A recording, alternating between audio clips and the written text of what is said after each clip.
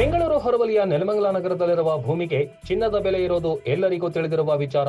ಇದನ್ನೇ ಬಂಡವಾಳ ಮಾಡಿಕೊಂಡ ಮಾಜಿ ತಾಲೂಕು ಪಂಚಾಯತ್ ಸ್ಥಾಯಿ ಸಮಿತಿ ಅಧ್ಯಕ್ಷ ಬಸವನಹಳ್ಳಿ ರಂಗನಾಥ್ ಸ್ಮಶಾನ ಜಾಗವನ್ನ ಅಕ್ರಮವಾಗಿ ಆಕ್ರಮಿಸಿಕೊಂಡಿರುವ ಆರೋಪ ಕೇಳಿಬಂದಿತು.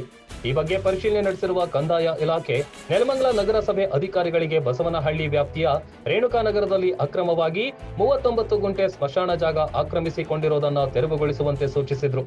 ಇನ್ನು ನೆಲಮಂಗಲ ತಹಶೀಲ್ದಾರ್ ಆದೇಶದಂತೆ ನೆಲಮಂಗಲ ನಗರಸಭೆ ಆಯುಕ್ತರ ನೇತೃತ್ವದಲ್ಲಿ ಇಂದು ಪ್ರಭಾವಿ ಮುಖಂಡ ಆಕ್ರಮಿಸಿಕೊಂಡಿದ್ದ 39 ಗುಂಟೆ ಸ್ಮಶಾನ ಜಾಗವನ್ನ ನಗರಸಭೆ ಅಧಿಕಾರಿಗಳು ತೆರವುಗೊಳಿಸಿದ್ದು, ಅತಿಕ್ರಮ ಪ್ರವೇಶ ಮಾಡಿದ್ರೆ ಶಿಕ್ಷೆಗೆ ಗುರಿಪಡಿಸಲಾಗುವುದು ಎಂದು ನಾಮಫಲಕ ಅಳವಡಿಸಿದ್ದಾರೆ.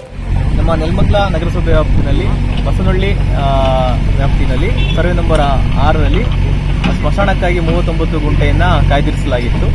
ಸೊ ಅದು ನಮಗೆ ತಾಲೂಕು ಕಚೇರಿಯಿಂದ ಮತ್ತು ಭೂ ದಾಖಲೆಗಳ ನಿರ್ದೇಶಕರಿಂದ ನಮಗೆ ಹೆಚ್ಚು ಸಹ ಆಗಿ ನಮ್ಮ ಹೆಸರಿಗೆ ಆಗಿದೆ. ಆದರೆ ಇದನ್ನ ಯಾರೋ ಒಬ್ಬ ವ್ಯಕ್ತಿ ಒತ್ತುವರಿ ಮಾಡಿಕೊಂಡು ಫೆನ್ಸಿಂಗ್ ಮಾಡಿಕೊಂಡಿದ್ರು. ಇದನ್ನ ಇವತ್ತು ನಮ್ಮ ನಗರಸಭೆ ಕಡೆಯಿಂದ ತೆರವುಗೊಳಿಸ್ತಾ ಇದ್ದೀವಿ. ಸೊ ಮುಂದೆನೂ ಸಹ ಯಾರು ಸಹ ಸಾರ್ವಜನಿಕ ಉದ್ಯಾನವನಗಳನ್ನ, ಸ್ಮಶಾನಗಳನ್ನ, ರಸ್ತೆಗಳನ್ನ ಒತ್ತುವರಿ ಮಾಡ್ಕೋಬಾರ್ದು. ಒತ್ತುವರಿ ಮಾಡಿಕೊಂಡ್ರೆ ಅವ್ರ ಮೇಲೆ ಸೂಕ್ತ ಕಾನೂನು ಕ್ರಮವನ್ನು ಕೈಗೊಳ್ಳಲಾಗುವುದು ಅಂತ ಈ ಮೂಲಕ ನಾನು ತಿಳಿಸ್ತೀನಿ.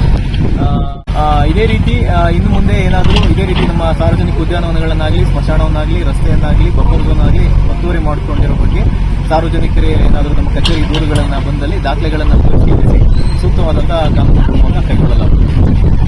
ಎಚ್ಚರಿಕೆ ಅಂತ ಏನಿಲ್ಲ, ಸಾರ್ವಜನಿಕ ಆಸ್ತಿಯನ್ನು ಕಾಪಾಡೋದು ನಮ್ಮ ಕರ್ತವ್ಯ.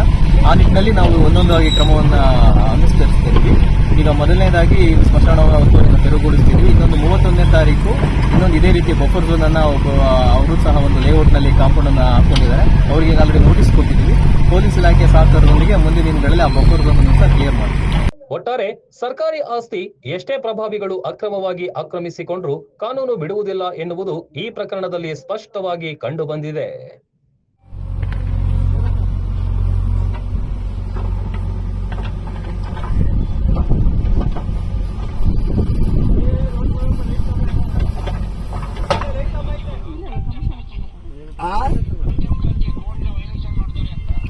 ಅದೇನೆ ಇವ್ರು ಮಾಡಿ ಇವ್ರು ಯಾರ್ಯಾರು ಬಂದವರು ತಿರ್ಗಿ ನಾನು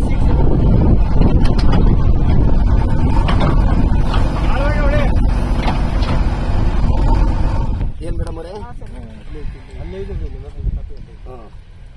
ಕೋರ್ಟ್ ಜಡ್ಜ್ ಆಗದೆ ಜಡ್ಜ್ ಮೇಲೆ ಮಾಡಿ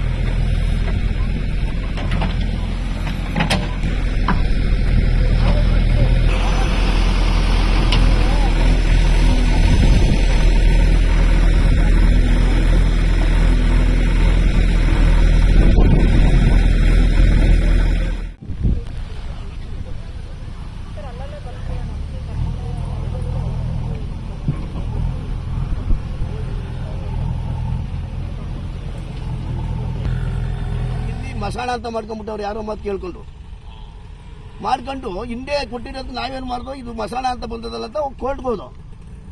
ಕೋರ್ಟು ಜಡ್ಜ್ಮೆಂಟ್ ಆಗಿ ಆರ್ಡರ್ ಆಗೋದು ಪರ್ಮನೆಂಟ್ ಇಂಗ್ಲಿಷ್ ಏನಾಗದೆ.